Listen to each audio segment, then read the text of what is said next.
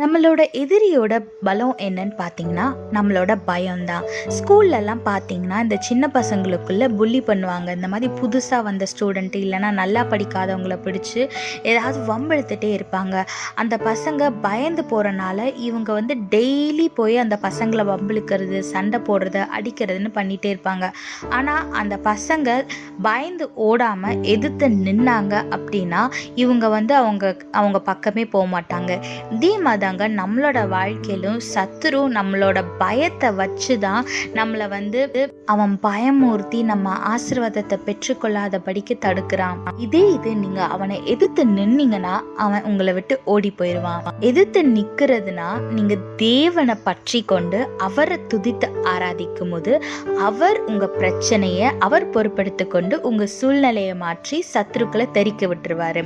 வேதத்துல பாருங்க 2 நாளாகவும் 20:22 போட்டிருக்கு. அவர்கள் பாடி துதி செய்ய தொடங்கின போது யூதாவுக்கு விரோதமாய் வந்து பதிவிருந்த அம்மோன் புத்திரரையும் மோவாபியரையும் சேயீர் மலை தேசத்தாரையும் ஒருவருக்கு விரோதமாய் ஒருவரை எழும்ப பண்ணினதினால் அவர்கள் வெட்டுண்டு விழுந்தார்கள்னு வேதத்துல போட்டிருக்கு.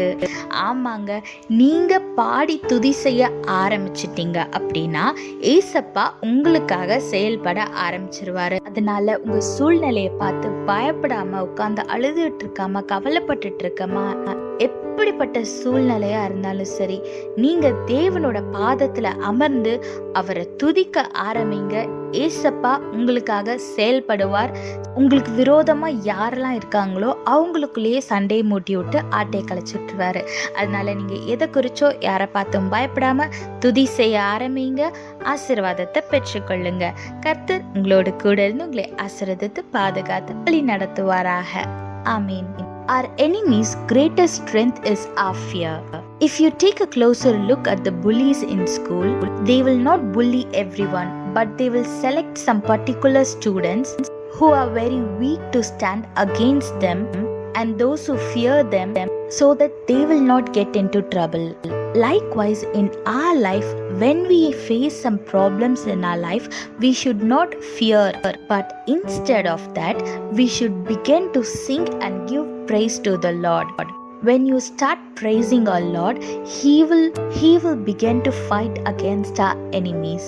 Look what the Bible says in 2 Chronicles chapter 20 verse 22. At the very moment they began to sing and give praise, the Lord caused the armies of Ammon, Moab and Mount Seir to start fighting among themselves. Yes, whatever the situation you might be facing, at the right moment when you start to give praise to our Lord, He will start working in your behalf and He will make your enemies fight among themselves and make you win the battle. So the victory is 100% yours. The only thing you have to do is hold on to our God, sit in His presence and begin to praise. Praise is the key to our breakthrough. So what are you waiting for?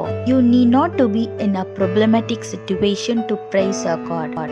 Even if your situation is well and good, praising our God brings blessings in your life and peace in your life. So what are you waiting for? Start praising Him and live a blessed life. God bless you all. Have a blessed day. Amen.